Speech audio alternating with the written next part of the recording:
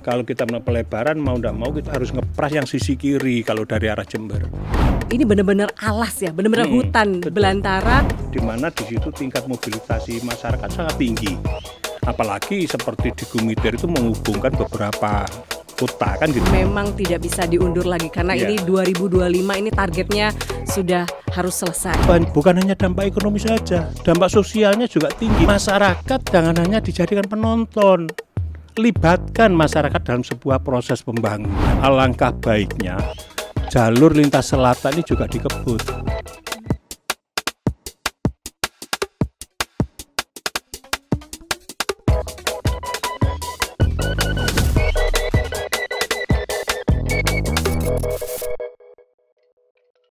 Halo sedulur Kompas TV, piye kabare? Senang banget kita menyapa kembali dalam podcast Saja Sapa Jatim.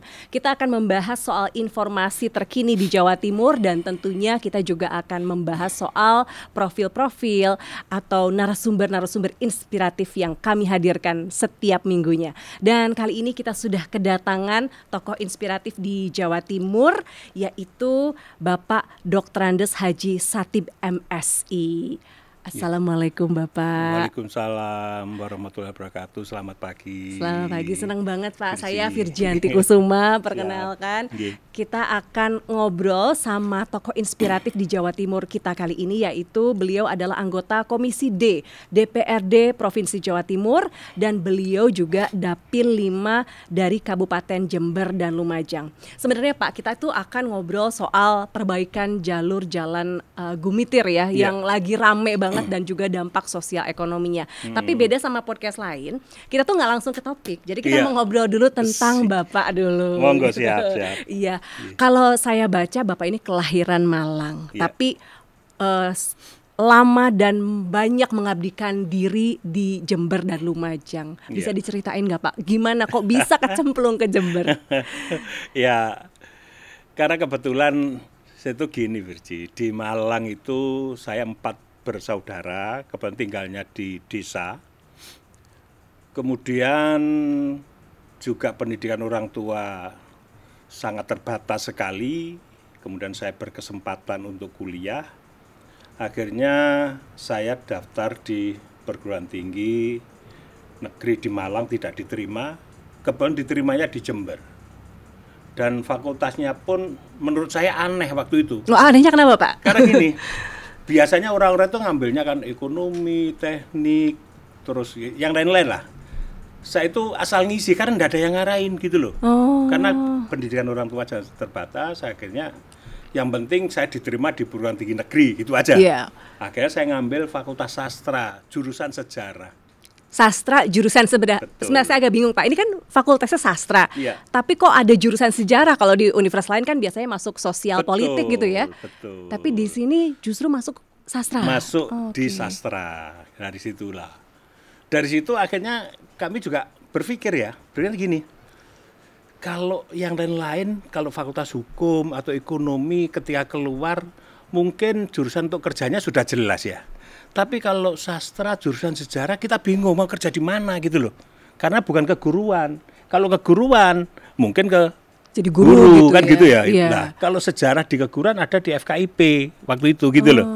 Nah, saya ambil sejarah, akhirnya bingung. Lah, ternyata kemudian saya ikutlah salah satu organisasi ekstra. Karena pikiran gini,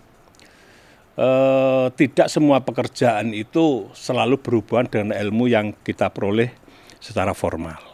Nah, dari situ saya ikut organisasi ekstra, banyak bertemu dengan masyarakat berbagai macam. Akhirnya pemikiran-pemikiran kami berkembang. Akhirnya ya sudah, kita kembalikan sama Allah. Nanti garis kita kan ada, yang penting kita bisa berusaha semaksimal mungkin. Bagaimana nanti jatuhnya ada di mana, seperti itu. Jadi begitu lulus jadi apa dulu tuh Pak? Saya banyak pekerjaan dulu itu. Maksudnya itu banyak kerja di mana-mana dan apa-apa. Tapi saya belum pernah melamar pekerjaan. Oh, belum pernah? Belum pernah. Jadi langsung ketika lulus gitu langsung berbisnis, berusaha gitu ya? Karena gini, ketika saya di organisasi ekstra itu ada salah satu instruktur kami ketika istilahnya kaderisasi gitu ya Virgi ya. Itu menyampaikan bahwa kamu para pemuda jangan mempunyai pemikiran untuk mencari pekerjaan. kamu harus mempunyai pemikiran bagaimana kamu mampu menciptakan pekerjaan. Nah ini yang saya pegang gitu loh. Kok keren gitu Pak, itu kan pemikiran anak-anak sekarang, Gen Z, padahal itu berapa puluh tahun yang lalu kan ya? Tahun 1983 saya masuk Dunet. Nah, ya udah punya pemikiran seperti itu Kak kelasnya ya. Akhirnya gini, saya pikir, oh ini nyambung dengan kuliah saya di sastra sudah sejarah kan gitu ya. Kalau mau kerja di mana nggak jelas, ilmunya juga ilmu tentang sejarah kan gitu. Nah dari situlah akhirnya kami banyak bergaul dengan berbagai macam orang, background orang. Karena kan juga gini, ada kata-kata atau pepatah orang tua itu, kalau kamu ingin jadi pengusaha, kumpullah pengusaha. Kalau kamu ingin jadi supir, kumpullah kamu para supir. Kalau kamu ingin jadi maling, kumpullah para maling. Kan seperti itu. Iya. Nah, ini selalu menjadi ingatan saya, sehingga saya harus mencoba keluar dari pemikiran harus kerja di mana. Saya jalani aja. Ketika ada pekerjaan yang harus kita maksimal di situ. Pertama gitu, nih, begitu lulus tuh langsung jadi apa Pak? Usaha apa dulu Pak dulu? Saya itu pernah menjadi agen asuransi. Selama 3 tahun tidak berhasil. Itu kan salah satu pekerjaan yang sulit dan menantang ya Pak ya? Betul, itu latihan kita di dunia usaha. Katanya kalau misalnya udah bisa menaklukkan dunia itu, jualan barang apapun tuh bisa katanya, benar gak sih? Ya memang logikanya seperti itu, karena kan kita di dunia itu kan kita menjual jasa. Jadi menjual jasa itu berbeda dengan menjual barang. Kalau barang itu kelihatan barangnya, ini mudah untuk menarik konsumen untuk membeli. Tapi kalau jasa ini kan harus kita berikan satu pemahaman yang secara mendasar manfaat-manfaatnya kan gitu. Nah dari situ akhirnya terlatih. Juga pernah di sebuah perusahaan yang mengkreditkan barang-barang juga pernah. Terus kemudian di dunia usaha kecil-kecilan juga saya geluti seperti itu saya lakukan. Ya, salah satunya apa Pak yang usaha kecilnya itu? Dulu itu gini, ada sederhana ini Virgi. Iya. Cuman karena ini baru waktu itu, ada ini loh, teflon. Oh teflon. Iya. Nah itu saya kulaan, saya bawa ke desa-desa, ke kantor desa ketika di situ ada rapat-rapat PKK, ibu-ibu itu, saya masuk ke situ, saya demokan penggunaannya. Ya kita jalannya aja lah mengalir. Tapi itu. Ini kan inspiratif, jadi orang yang baru lulus kuliah itu harus berani untuk memulai dari hal-hal kecil dulu sebelum. Dan itu saya lakukan ketika masih kuliah. Dari kuliah ya Pak ya? Bukan ketika saya lulus. Oh jadi dari kuliah itu memang harus dirintis. Betul, gitu ya? Kebetulan juga karena kondisi ekonomi keluarga kami sedang jatuh, jadi mau tidak mau saya harus menghidupi diri saya dan juga harus melanjutkan kuliah saya. Nah ini satu bentuk tanggung jawab moral saya yang harus saya pertanggungjawabkan ke keluarga saya, bahwa meskipun saya tidak dibayar keluarga tapi saya masih mampu untuk berbuat sesuatu. Itu dasar saya. Nah dari situlah suatu saat akhirnya saya ketemu lagi, ini yang saya sangat sampai sekarang itu masih terngiang-ngiang dan juga tidak, rasanya sulit untuk dihapus dari ingatan saya. Ada seorang senior saya di organisasi ekstra itu mempunyai posisi penting di salah satu perguruan tinggi di Jember, itu yang awalnya membuka peluang bagi kami. Awalnya saya ditawari jadi dosen. Terus saya karena keterbatasan nilai akhirnya tidak bisa. Di situ saya minta peluang untuk bisa terlibat dalam sebuah proses pembangunan di perguruan tinggi tersebut.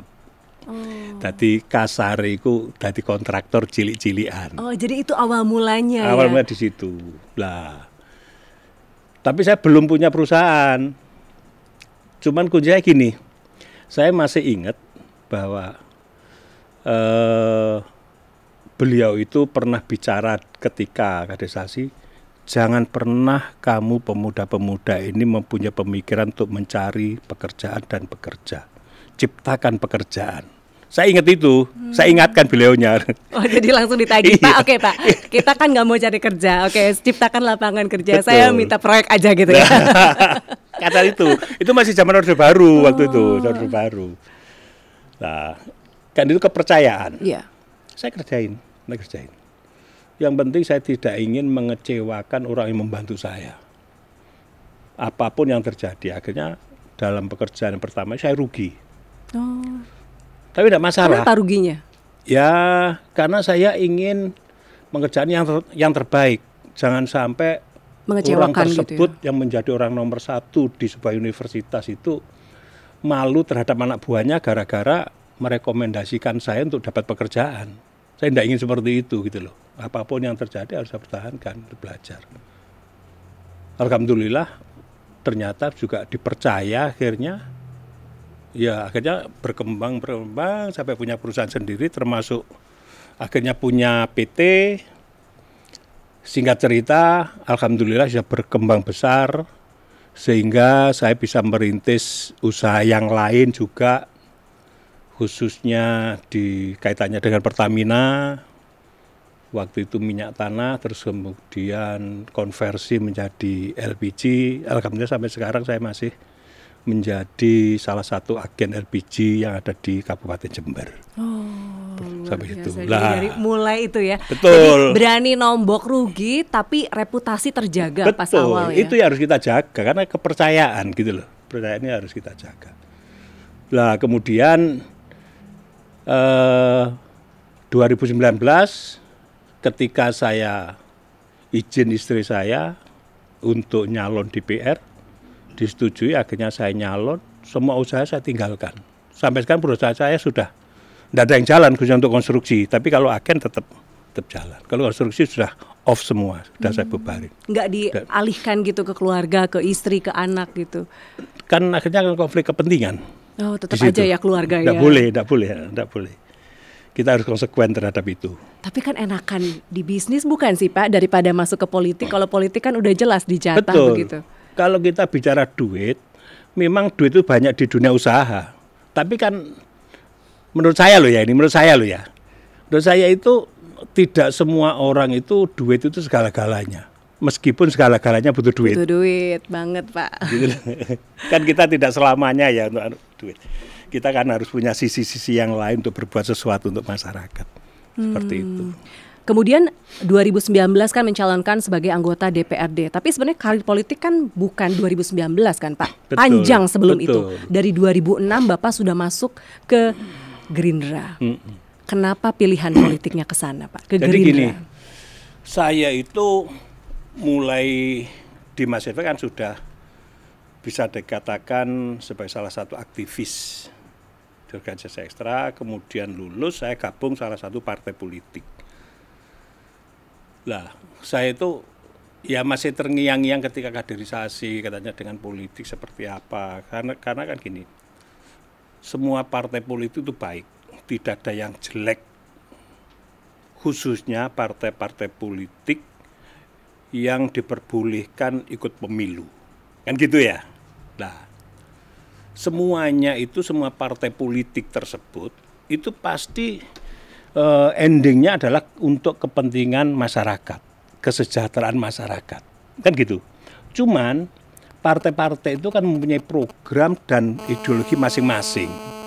Menurut saya masyarakat nanti akan bisa sejahtera dengan konsep yang saya miliki. Partai ini juga sama seperti itu. Ini kan berlomba-lomba gitu. Iya. Ternyata di situ ketika saya ada di satu politik tersebut, kok rasanya nggak pas. Apa yang menjadi idealisme partai politik tadi itu kok menurut saya dan bagi saya kok tidak seperti yang jargon yang ada. Jadi sebelum memutuskan ke Gerindra sebenarnya Bapak sudah menyelami partai-partai lainnya? Bukan menyelami, saya ada di partai tersebut. Sejalan dengan itu saya berkeluarga, akhirnya dihadapkan pada dua pilihan. Yang satu saya tetap di jalur politik, yang satu saya harus di ekonomi. Tidak bisa kedua-duanya, kita tidak bisa. Itu harus pilihan. Yang pertama kalau politik dengan kondisi ekonomi saya yang masih belum mampu, terus kemudian misal saya jadi DPR, apakah saya mampu berjuang untuk masyarakat? Saya khawatir saya tidak mampu, akhirnya apa? Akhirnya demi masyarakat, demi rakyat, tapi ternyata demi diri sendiri. Iya. Saya takut di situ. Karena tuntutan dari keluarga juga Betul. Pasti berat juga untuk memenuhi kebutuhan keluarga. Betul, itu pertama. Yang kedua, sedang ekonomi seperti itu, saya punya tanggung jawab terhadap keluarga saya. Saya mungkin asik, saya enjoy di dunia politik, tapi keluarga saya, istri saya, apa mereka enjoy dengan dunia saya? Ketika kan saya berdosa. Nah, dari situ akhirnya saya pikir gini, di politik suatu saat kita masih bisa berbuat. Saya akan berjuang di ekonomi dulu, ketika ekonomi saya anggap menurut saya sudah cukup, mampu menghidupi keluarga saya, baru saya akan di politik. Nah, dari situlah akhirnya di 2006, saya off dari dunia politik, saya konsentrasi di dunia usaha. Nah, dari situlah akhirnya saya juga ada karir kecil-kecilan di dunia usaha. Saya salah satu ketua asosiasi di Kabupaten Jember. Waktu itu zaman Orde Baru kan asosiasi cuma satu untuk konstruksi. Kemudian juga ada di Kadin, terus kemudian bersama teman-teman mendirikan asosiasi pengadaan barang juga. Di situlah kemudian menurut ukuran saya sudah cukup, baru saya terjun di politik.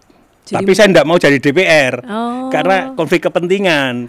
Bisa-bisa kan gini, karena saya punya kekuatan politik, akhirnya saya bisa menekan lewat jalur politik untuk kepentingan pribadi. Iya, untuk bisa dapat tender-tender yang lebih masuk akal gitu ya, lebih bagus lagi tendernya. Tapi ternyata justru ditinggalkan waktu itu ya Pak ya. Nah, terus kemudian ketika istri saya nyalon, disetujui, konsekuensinya saya meninggal dunia usaha karena anak saya masih kuliah waktu itu. Belum lulus, akhirnya ya sudah. Tapi si keluarga rela gitu ya waktu itu ya. Alhamdulillah. Anak bisnis Pak gitu kan, pasti istrinya pasti bilang wah enak bisnis Pak. Ya, pastilah awal-awal gitu kan. Kita itu kan tidak harus berbicara uang terus, tapi kan ada kalanya kan sisi-sisi lain dalam diri kita itu kan juga punya terselip pemikiran untuk benar masyarakat juga.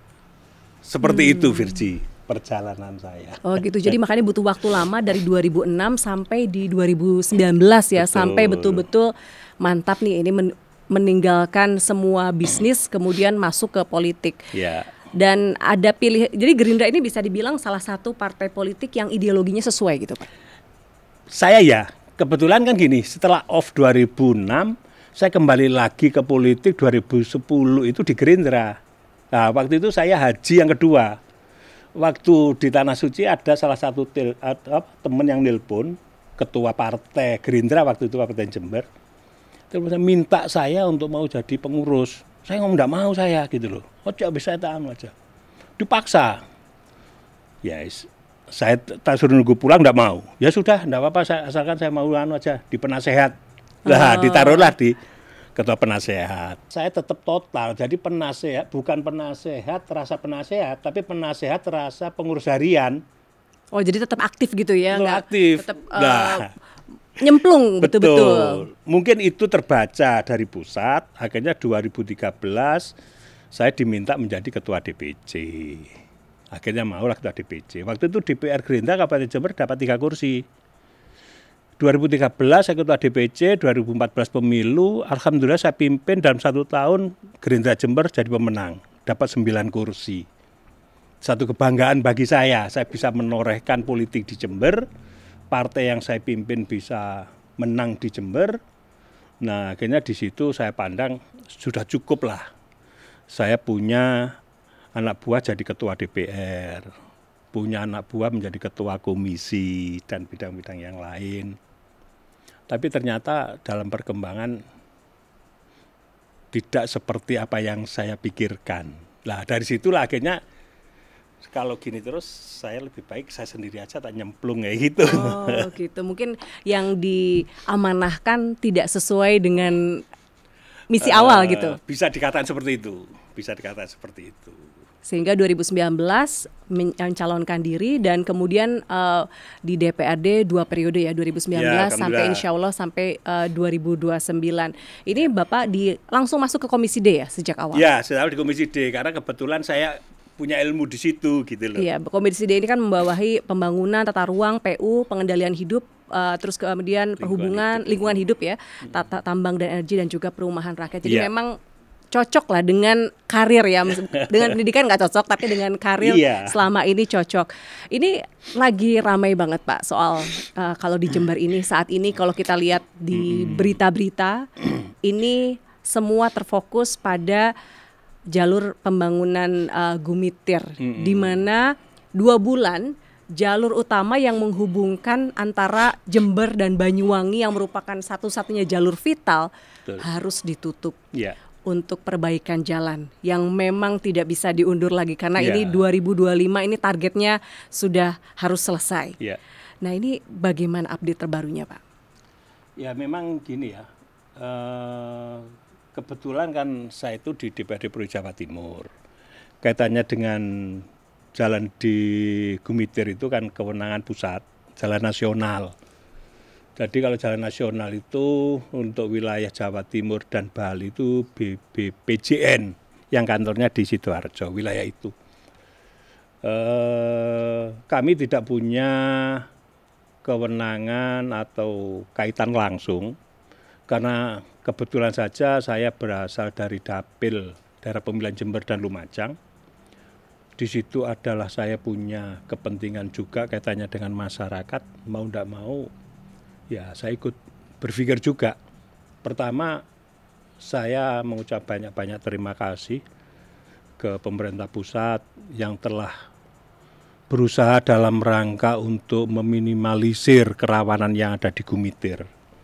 Karena kebetulan di Gumitir itu gini Virgi, selama ini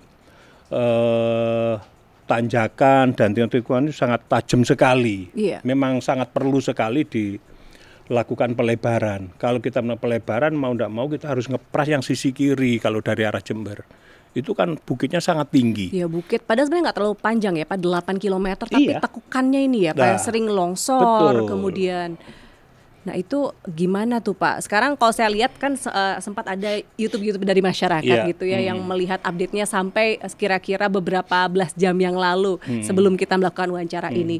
Jadi memang ini benar-benar alas ya, benar-benar hutan belantara di mana mereka ini harus memapas antara bukit-bukit ini jurang-jurang itu kemudian harus memasangkan tiang pancang yang besar-besar yang memang masyarakat kalau misalnya dipaksakan lewat ke situ berbahaya gitu ya. Betul. Cuman persoalannya kan gini Virgi. Ini seperti yang sering saya sampaikan, bahkan khusus untuk Jawa Timur saya selalu menyampaikan ke mitra kerja kami, ini juga sudah dijalankan. Ketika kita mau mengerjakan pekerjaan-pekerjaan besar, khususnya Bina Marga, karena Bina Marga ini kan ngurusi jalan yang dimana di situ tingkat mobilisasi masyarakat sangat tinggi. Apalagi seperti di Gumitir itu menghubungkan beberapa kota kan gitu ya, kabupaten kota. Di situ adalah jalan vital. Lah, kalau di Jawa Timur saya menyampaikan ke UPD dan ini akan dijalankan. Saya tidak ingin pembangunan yang ada di wilayah ini bersifat hanya semata-mata top down. Harus ada bottom up. Artinya, oke lah sekarang ini sudah direncanakan oleh pusat dalam rangka mengatasi kondisi yang selama ini sering terjadi di Gumitir. Tapi tolong masyarakat libatkan. Ini yang menurut saya yang belum dilakukan. Artinya gini, ketika pekerjaan itu mau dilaksanakan, ketika dilelang sudah ada pemenangnya, itu menurut saya ini harusnya pihak BPJN itu melakukan konsultasi publik seperti yang sering dilakukan oleh Bina Marga Jawa Timur. Artinya ketika proyek mau dimulai, masyarakat atau pemangku kepentingan di wilayah ini kita undang berkumpul dalam satu forum. Jadi harus ada sosialisasi gitu ya. Kalau sosialisasi saya pikir sudah. Cuma persoalannya kan gini, kita harus melakukan sosialisasi secara komprehensif. Bukan hanya lewat media saja. Karena kalau kita hanya sekedar lewat media, yang baca kan juga terbatas. Iya, hanya orang-orang yang melihat media tersebut. Betul. Gitu ya. Nah ini yang harapan saya, pihak BPJN ini mengundang masyarakat atau pemangku kepentingan berkumpul dalam satu forum, kita sampaikan di sini nanti ada pembangunan. Karena dampaknya ini cukup besar gitu loh. Karena kan menutup jalan. 2 bulan lagi ya? 2 bulan lagi, salah satu gini. Ada Pertamina, kemudian ada PTPN juga. Belum pengusaha-pengusaha yang lain yang selama ini menggunakan akses lewat Gumitir. Karena untuk menuju Banyuwangi ke Bali, kalau lewat darat, hanya lewat Situbondo dan lewat Jember. Nah, kalau ini nanti sudah ditutup, berarti jalan semua arus lalu lintas yang ada di sini atau mobilisasi barang dan manusia sini akan bergeser ke satu jalur yang ada di wilayah utara. Nah, bagaimana beban yang ada di sini mampu tidak? Kita ingat bulan-bulan seperti ini juga harus kita lihat juga kaitannya dengan penyeberangan yang ada di Ketapang. Iya, kondisi lautnya bagaimana? Kondisi laut bagaimana? Terus kemudian armada ferinya seperti apa? Kemarin ada investigasi dari pusat, dari kapal sekian ternyata yang layak hanya 2. Kan dari ini juga sebanyak pengaruh. Itu hanya 2. Hanya 2 ya untuk LCT ya, untuk ini LCT. Setelah kejadian tenggelamnya kapal Tunu Pratama betul, itu ya Pak ya. Betul. Yang LCT itu hanya 2, padahal dari 15 enggak salah dari situ. Akhirnya apa? Antrian horor tadi yang terjadi gitu loh. Maksud saya ini hal semacam ini harus kita sampaikan dalam sebuah forum agar orang-orang yang berkepentingan di sini tuh bisa mencari alternatif ketika ini ditutup gitu loh. Nah, di sini via Balai Besar Pengelola Jalan Nasional juga harus menyampaikan apa adanya biar ada masukan dari masyarakat. Nah, dampak yang jelas ketika ada ferry yang dibatasi, penyeberangan dibatasi, kemudian ini ditutup. Apa yang terjadi? Kelangkaan BBM atau di Jember? Kelangkaan BBM luar biasa, sampai ada tengkulak-tengkulak. Kemudian masyarakat yang teriak gimana, sampai sekolah diliburkan sekarang Pak. Iya, karena dampaknya di situ bukan hanya dampak ekonomi saja, dampak sosialnya juga tinggi. Kalau kita bicara dampak sosial, mau tidak mau dampak ekonomi pasti akan ikut gitu, Virgila. Apakah hal semacam ini sudah diperhitungkan sebelumnya? Saya yakin belum. Belum ada buktinya kajiannya, apa? Kelayakannya. Nah, buktinya apa? Buktinya sampai terjadi SPBU langka di Jember. Berarti kan sebelumnya belum pernah ada semacam konsultasi publik. Ketika ini dilaksanakan, Pertamina kita undang misalkan. Akhirnya Pertamina kan bisa melakukan review yang persiapan iya, sebelumnya. Tidak hanya ngambil dari Banyuwangi, betul. Dulu. Gitu loh. Bisa antisipasi. Oke lah sekarang lancar, tapi kan pada akhirnya jangan sampai kelancaran pada akhirnya, kalau bisa lancar sejak awal. Lah bagaimana cara mengatasi biar lancar sejak awal? Prediksi-prediksi ini harus kita sampaikan gitu loh. Ini akhirnya ini salah satu apa yang saya sampaikan tadi, pembangunan bukan hanya semata-mata top down tapi juga bottom up. Masyarakat jangan hanya dijadikan penonton. Libatkan masyarakat dalam sebuah proses pembangunan karena mereka nanti juga akan menikmati, kan seperti itu. Iya, mereka mau tidak mau mereka adalah pelaku di wilayah tersebut. Betul. Ya. Nah, kemudian kalau kita lihat ini dampaknya kan luar biasa untuk masyarakat. Sekarang sudah berjalan berapa lama Pak kira-kira dari awal? Itu kan mulai tanggal 24 Juli. 24 Juli, hanya baru beberapa hari iya, ya, tapi teriaknya sudah luar biasa ya. Betul. Sampai kedengeran ke pusat juga ya, teriakan masyarakat. Iya, saya juga gitu.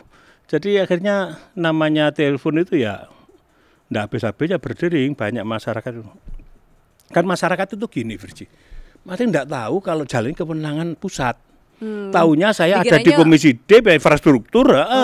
Jadi masalahnya enggak paham. Provinsi nih kayaknya, jangan-jangan gara-gara provinsi nih harus digetok orang provinsinya. Padahal ternyata enggak seperti itu. Enggak ada seperti itu. Tapi karena di sini masyarakatnya ada masyarakat Jawa Timur. Dan kemudian daerah pemilihan saya Jember dan Lumajang, komisi saya Komisi D, maka saya punya kepentingan di sini. Jangan sampai masyarakat yang saya wakili di sini menerima getahnya saja dari pembangunan gitu loh. Nah, banyak hal yang akhirnya harus kita hitung. Kita ingat, karena tikungan yang ada di Gumitir itu tajam-tajam, maka banyak masyarakat sekitar di situ yang banyak jadi relawan ditentukan untuk ngatur lalu lintas untuk itu. Lalu lintas. Kita tidak usah melihat mereka yang dicari upah uang ya. Tapi mereka juga membantu. Tapi mereka kan sangat sebenarnya mempunyai satu naluri yang sangat tinggi dalam rangka untuk menciptakan rasa aman karena kondisi jalan yang sangat berbahaya tadi seperti itu.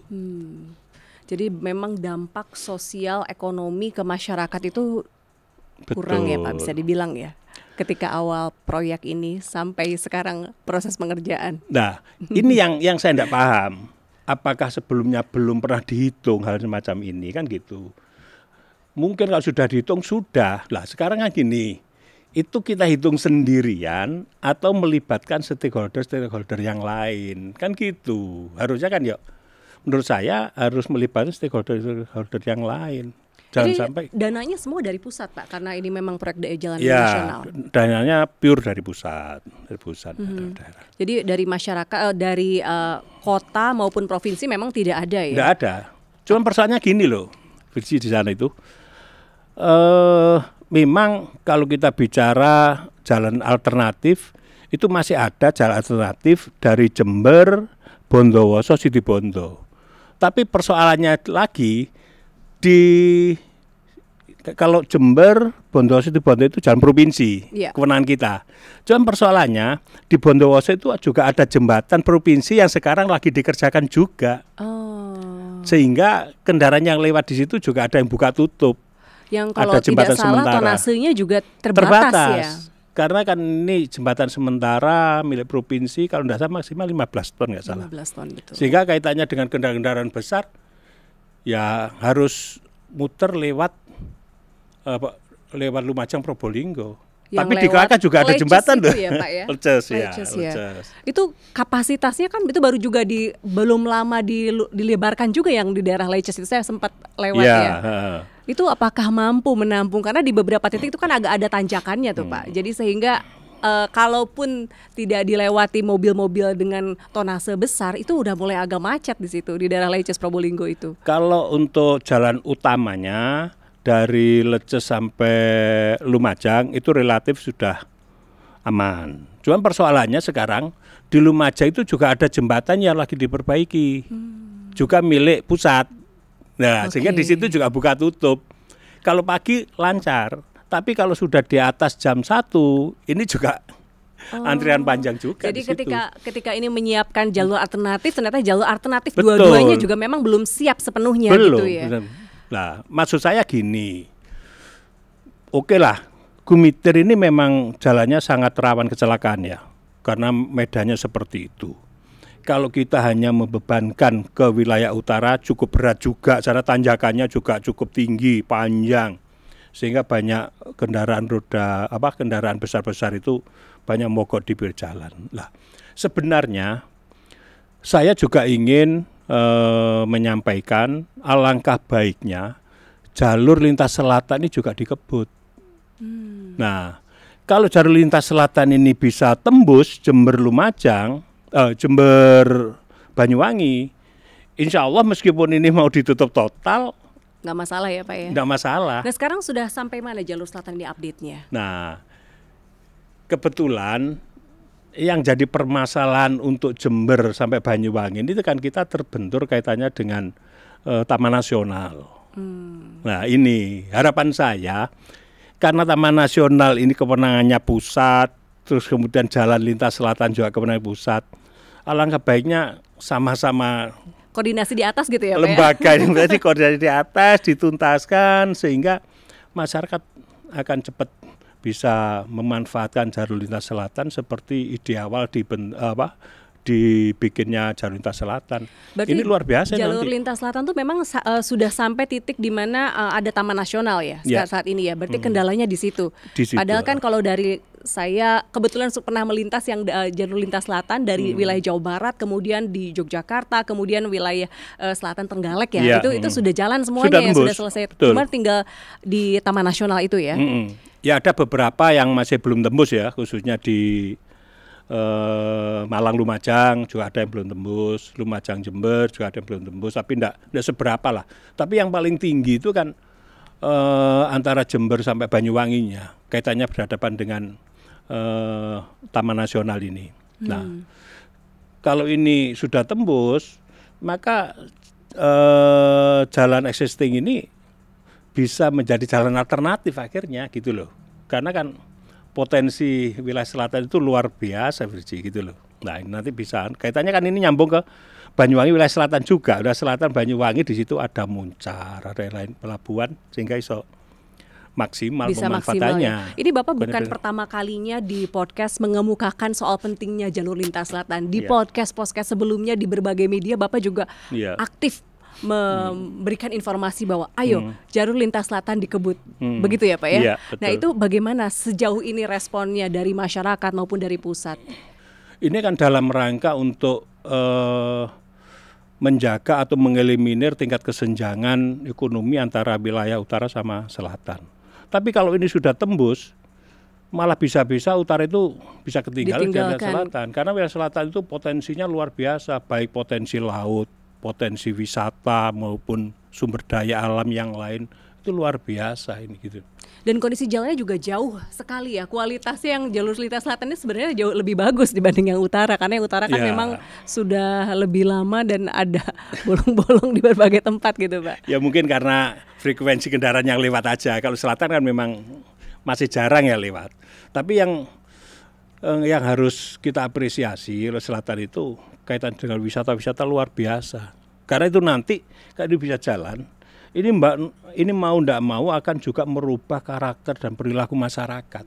Yang awalnya petani bisa berubah menjadi pengusaha yang lain kan gitu. Pengusaha pariwisata begitu ya. Betul, jangan lupa potensi laut di selatan luar biasa yang selama ini masih belum tergarap secara maksimal. Oke. Gitu. Nah ini terkait benturannya ke Taman Nasional. Tentunya ini kan juga mungkin pemerintah agak berhati-hati karena kalau kita lihat di berbagai daerah seperti misalnya Raja Ampat, kemudian ketika ada proyek ini rame nih masyarakat. Mungkin juga ada ketakutan nanti kalau misalnya jalur lintas selatan tembus ke Taman Nasional, ini masyarakat rame lagi nih ngerusak tatanan dari Taman Nasional.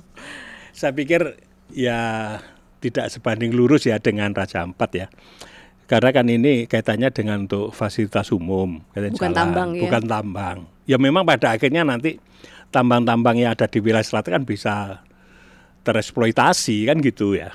Tapi kan ya kembali lagi pada aturan-aturan yang berlaku gitu loh. Jadi jalur lintas selatan ini memang karena gini loh, kebetulan kalau dulu skema jalur lintas selatan itu kabupaten kota itu mempunyai kewenangan atau mempunyai tugas di pembebasan lahan. Provinsi di land clearing, pusat di pembangunannya. Lah, ketika daerah-daerah di sini itu karena keterbatasan anggaran, provinsi juga sama, akhirnya semua ditarik ke pusat. Termasuk land clearing dan sampai tugasnya pemerintah kabupaten kota di sini hanya menyiapkan lahan tapi yang bayari APBN. Nah, APBN kita kekuatan juga terbatas. Akhirnya sebagian yang sudah jalan ini atas pinjaman dari Bank Dunia dan Bank Asia juga seperti itu. Saya dengar juga memang investor swasta juga kurang tertarik ya Pak ya untuk mengikuti tender-tender di proyek-proyek jalan ini. Banyaknya dari pemerintah pusat dan kemudian ada bantuan dari pihak lain gitu ya. Ya memang gini, ini kan jalur lintas selatan itu kan lebih banyak ke unsur pelayanan ya, pelayanan negara ke masyarakat. Ini kan memang berbeda dengan jalan tol. Kalau tol kan memang banyak peminatnya ya, karena berbayar di situ. Nah, kalau ini kan, padahal ini pemerintah juga sudah memberikan fasilitas ke swasta untuk melengkapi KPBU, kerjasama badan usaha pemerintah, gitu loh. Nah, itu nanti kan swasta dulu yang mengerjakan, terus kemudian nanti negara yang akan membayar. Tapi kok juga tidak ada yang tertarik gitu loh. Bahkan gini, ada kejadian menurut saya agak lucu, Virsi. Kebetulan di Jember itu ada perusahaan besar di Puger. Itu yang dilewati jalan provinsi. Jalannya rusak. Kalau saya nyebut malah bisa dikatakan jalannya hancur sampai terjadi penutupan jalan oleh warga waktu itu. Nah, akhirnya di sini pemerintah provinsi turun tangan karena anggaran provinsi jalan provinsi. Akhirnya beberapa tahun 3-4 tahun ini tiap tahun dianggarkan besar-besar. Tapi karena kendaraan yang lewat di sini melebihi dari kapasitas kemampuan badan provinsi, akhirnya ya cepat rusak. Nah, akhirnya kami dari Komisi D rapat bersama Pemkab bersama perusahaan tersebut. Akhirnya disepakati perusahaan tersebut melakukan CSR, membangun jalan. Nah, sebenarnya ini juga pernah saya sarankan, daripada kamu membangun jalan lewat CSR kamu itu alihkan ke masyarakat yang lain, kamu KPBU aja dengan pemerintah Jawa Timur. KPBU itu maksudnya bagaimana, Pak? Kerjasama perusahaan dan badan usaha, kerjasama pemerintah dan badan usaha. Jadi di sini tuh swasta yang mengerjakan pure anggaran itu, lah nanti pemerintah yang bayar. Yang bersangkutan dicicil gitu loh. Dicicil. Tapi kan mungkin kalau pihak swasta khawatirnya nanti cicilannya lama, Pak. Biasanya kan suka ada yang macet. Nanti kan tertuang di kontrak, kan ada kontrak kerjanya gitu loh. Tapi enggak tahu kok malah dia mengeluarkan CSR ya terima kasih kita malahan gitu. Oh gitu. Malah kalau CSR sebenarnya perusahaannya juga benar-benar mengeluarkan free gitu ya untuk masyarakat. Ini yang menarik itu di jalur lintas selatan ini kan juga tidak sehingar-bingar jalur Gumitir ini, padahal itu juga harus penting, harus dikebut, Pak. Yeah. Nah itu kalau dari DPRD terutama Komisi D sebenarnya pendekatan kepada pemerintah pusat ataupun kepada stakeholder sudah sejauh mana sih, Pak? Kita selalu aktif berkomunikasi dengan pemerintah pusat, baik langsung ke kementerian di Jakarta maupun ke BPJN yang ada di Sidoarjo. Mungkin kita bulan-bulan ini juga akan kunjungan kerja sana lagi ke BPJN kaitannya dengan ini, mendorong percepatan ini, karena gini loh, seperti jalur yang ada di Jember Banyuwangi tadi, ini kan efektif cuma ada jalur utara sama yang di Gumitir. Yeah. Kalau terjadi apa-apa di Gumitir karena medannya seperti itu, kalau musim hujan sering longsor, kan dikerjakan hanya beberapa titik di sana sekarang. Yeah. Di situ kan banyak titik yang sangat rawan. Nah kalau pure sana semua ya anggarannya enggak nututi. Nah kalau terjadi longsor di musim hujan, apalagi cuaca ekstrim sekarang ya, ketika hujan tidak bisa diprediksi seperti apa, terjadi longsor, akhirnya di sini macet. Ini kan akhirnya kendaraan juga beralih lagi ke utara, beban dari utara akhirnya kan ya juga menjadi berat. Nah ini kita selalu mendorong bagaimana caranya secepatnya kaitannya dengan jalur lintas selatan bagi kami, khususnya yang ada Jember dan Banyuwangi cepat dituntaskan. Karena ini lembaga yang menaungi ada lembaga pusat semua. Gitu. Taman nasionalnya ada di pusat. Sudah ada timeline belum dari pusat? Kapan kira-kira akan dirampungkan untuk jalur lintas selatannya? Kalau sejak awal, ketika awal 2000-an itu kan dimulai awal 2000-an ya, 2004 atau 2005 ya. Itu memang targetnya 2025 ini. Sama berarti ya, ini yang untuk jalur Gumitir 2025, berarti jalur selatan juga 2025 sebenarnya ya. Tapi kok kayaknya lebih ngebut yang ini, karena ini ditargetkan 2 bulan saja untuk jalur Gumitir ini. Iya, tapi kan cuma sebagian aja di Gumitir. Padahal kan di situ kan banyak tikungan-tikungan lain yang juga cukup berbahaya kan gitu. Kalau ini kan hanya di spot-spot tertentu yang dikerjakan. Nah, maksud saya khusus untuk jalur lintas selatan secepatnya ini tembus dulu. Kemudian kalau di sini mau di spot-spot no problem, karena alternatif tetap ada 2 jalan, ke utara dan selatan gitu loh. Iya, apalagi 8 km kayaknya nggak cover titik-titik berbahaya itu ya. Iya, betul. Maksudnya seperti itu gitu loh. Nah, kita kan kembali lagi kan gini, kalau ini jalur selatan ini khususnya Jember dan Banyuwangi itu cepat tergarap, kita itu bisa mengeksploitasi kekayaan alam yang ada di wilayah selatan. Dan kemudian juga kaitannya dengan kepentingan masyarakat di situ juga akan luar biasa bagus gitu loh. Dan juga kaitan pariwisata wilayah selatan itu tidak kalah dengan utara. Bagus-bagus sekali. Bahkan ada skenario dari BPJN itu bahwa jalur selatan nanti ada rest area yang di situ spot-spotnya cukup bagus dalam rangka untuk menimbulkan ketertarikan masyarakat lewat sana. Ini luar biasa nanti. Apalagi Taman Nasional nanti kan bisa bagus, kita lewati. Iya, bagus banget itu ya. Kalau boleh tanya Pak, kapan terakhir Bapak kunjungan kerja ke jalur Gumitir? Jalur Gumitir saya malah sebelum pelaksanaan itu. Sebelum tanggal 24 Juli kemarin 24, ya. Kalau Bapak kan punya pengalaman di bidang konstruksi, punya pengalaman dekat dengan pembangunan seperti itu. Ini yakin nggak sih 2 bulan bisa rampung Pak dengan kondisi pengerjaan seperti sekarang? Karena kalau saya lihat sih memang banyak kesulitan, tantangan-tantangan di lapangan gitu ya, terkait medannya. Kalau menurut saya sebenarnya kalau di sini iklim wajar-wajar saja, fine-fine, insya Allah bisa selesai. Tapi saya pernah mengusulkan gini, saya mengusulkan ke BJR itu alangkah baiknya dengan kondisi seperti ini dipakai buka tutup lah, bukan dalam 2 bulan ditutup pure, jangan gitu loh. Kalau bisa seminggu buka, seminggu tutup, setidaknya ini membantu.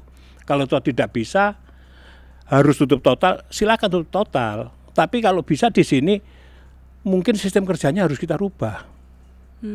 Kalau bisa kan awalnya mungkin, ini saya tidak tahu sekarang ya, mungkin cara kerjanya hanya 2 shift, bisa 3 shift, 4 shift, bisa. Dipercepat semuanya gitu iya, ya. Jadi kerjanya 24 jam. Bisa. Saat ini belum 24 jam. Nah ini yang belum tahu saya perkembangannya seperti itu. Belum tahu. Kalau saya lihat perkembangannya memang penutupannya betul-betul penutupan jalan karena sekarang masih di pembetonan ya, kemudian tidak memungkinkan kalau buka tutup karena untuk tiang pancangnya juga tadi kemarin tuh sempat ada yang jatuh begitu yang itu sehingga membahayakan juga kalau memang kendaraan umum diberlakukan sistem buka tutup begitu. Betul, makanya kan di sini ada 2 opsi. Kalau sistem buka tutup tidak bisa, seminggu buka, seminggu tutup tidak bisa, alternatif lain ya sistem kerja dipercepat harus gitu 24 jam kayak gitu. Karena gini, mohon maaf, saya juga punya pengalaman. Saya punya pengalaman bangun gedung bertingkat luasan 750, 1,5 bulan selesai. Bertingkat. Tapi ya gitu. Asal manpower-nya ngebut gitu ya Pak ya? Yang jelas kerja kita harus 24 jam, 4 shift gitu loh. Nah sekarang itu sudah dilakukan atau belum? Kan gitu. Jadi balik lagi katanya dengan pengaturan kerjanya.